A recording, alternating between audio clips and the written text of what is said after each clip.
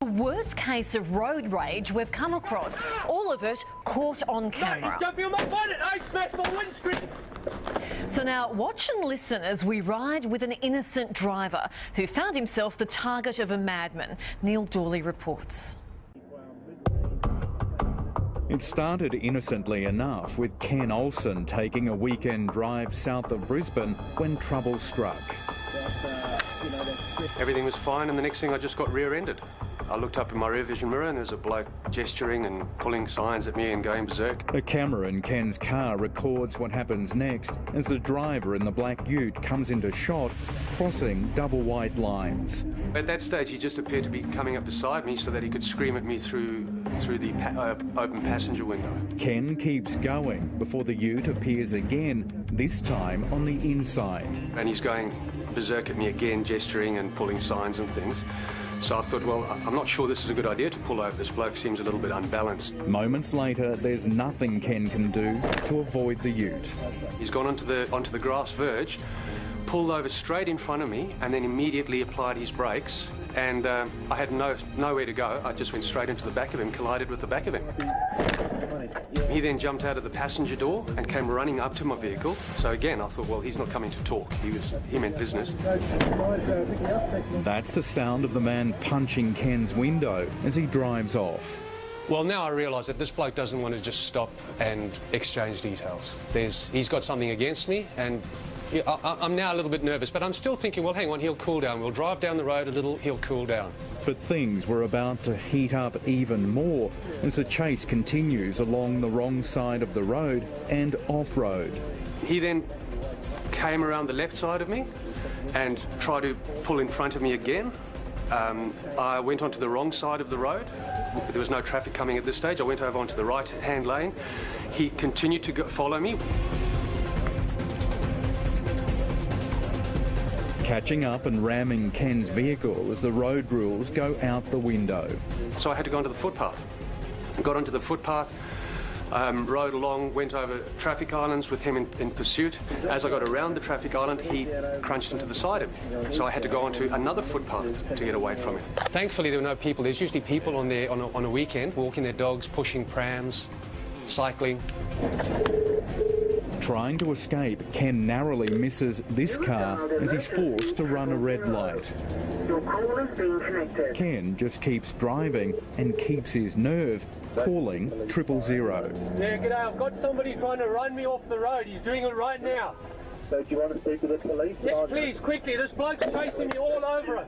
I then got onto 000 by this stage because now I was in fear of my life. I thought, this bloke's, he's out to get me. He's going to do something to me. The driver is determined to get Ken. Right, here he comes now. Oh, hell. Yeah, I can't do anything. He's trying to run me off the road. All I'm trying to tell you is keep driving to the police station. Well, I can't. He keeps cutting in front of me and cutting me off. He was continually colliding with me, trying to push me off the road, pulling in front of me, and every time, fortunately, I managed to just make it around him. Ken knows he can't stop because it could prove fatal. He'd crashed my vehicle that many times. I was concerned that it was going to stop going, and I thought, well, once my vehicle's not going, I have no protection. This bloke's going to kill me. He came up beside me a couple of times and actually just sideswiped me, but couldn't push me off the road. And I think then he started dropping back and trying to just flick the back of my ute to get me to roll or spin out or something so that he could get a hold of me. For the first time, we see a young woman in the passenger's seat. She was gesturing out the window and waving her arms around and screaming. As the minutes pass, Ken relays vital information to the police operator. It's a black Nissan Ute and it's a four-wheel drive. He's running commentary, including the impact the pursuit's having on other drivers. There's traffic chaos here. No, sorry, I'm just a bit wound up. There's traffic chaos here. He's trying everything he can to run me off the road. He's collided with me. There he goes. He's coming in between me and another vehicle, nearly ran the other vehicle off the road. How has this all started? I have no idea. He was behind me. I put my brakes on. He locked up. Here he comes on the roundabout. The chase continues, but is about to reach a dramatic climax. There, he just collided with me twice. He's pushing me into the barrier. You've got to get someone here. This dude is crazy. Here he goes. Ah! Then the moment Ken thought he was going to die. No, he's jumping on my bonnet. I smashed my stop your car? No, because he just jumped. I did stop my car. He jumped on the bonnet. He's just smashed my windscreen and he's fallen off the bonnet. He's lying in the road now. He's lying on the road? Yeah, I'm looking in my rear vision mirror. I've driven off. He's lying in the road. Did you just hit him? No, he was on the bonnet and I tried to get away and he fell off. I Keep didn't. driving and don't go back. I'm not going back. Are you crazy? I'm getting miles away. That is absolutely terrifying. Well, I was terrified, that's for sure. He just at full sprint dived onto the bonnet and started punching my windscreen with both fists. And the windscreen was coming closer and closer to my face. And I had the impression he was trying to make a hole in the windscreen so that he could actually reach in and get me, or he could gain access to the cabin. But it wasn't over. Ken still didn't know if he was out of danger, even though the man appeared to be hurt. He jumped off, but he must have got snagged up on my wing mirror. Because after that, when I looked in my wing mirror, I couldn't see anything. It was all bent up. And I think that spun him around, because the next time I looked in my rearview mirror, he was crouched down on the bitumen. Having been rammed at least 7 times and barely able to see through the windscreen, Ken continues driving to the nearest police station. If I get to Logan Home Station and it's not manned, this bloke is a lunatic. Well, go to Logan Central. That's 24 hours. It almost broke down on the freeway. And because 000 had said to me, do not stop, go to the police station. And also, obviously, I didn't want to stop on the freeway because I wasn't sure that he was going to continue pursuing me. As I drove into the police station, clouds of smoke just came out of the engine and it ceased right there and then. I've never been happier to be somewhere.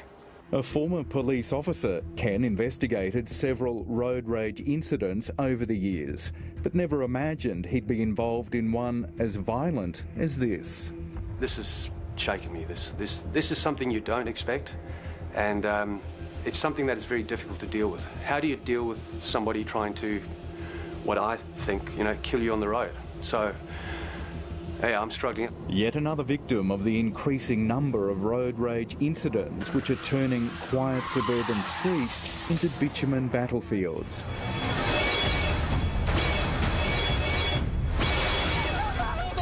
Where angry drivers are lashing out against other road users in sometimes unprovoked attacks like Ken's.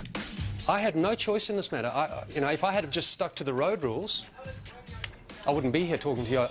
At very least, I'd be in hospital right now, I imagine.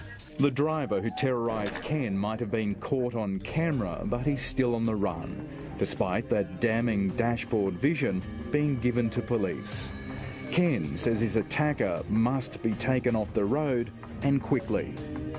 What I'd say to you, young man, is you honestly need to get some help. For you to put so many people's lives in jeopardy is just unfathomable.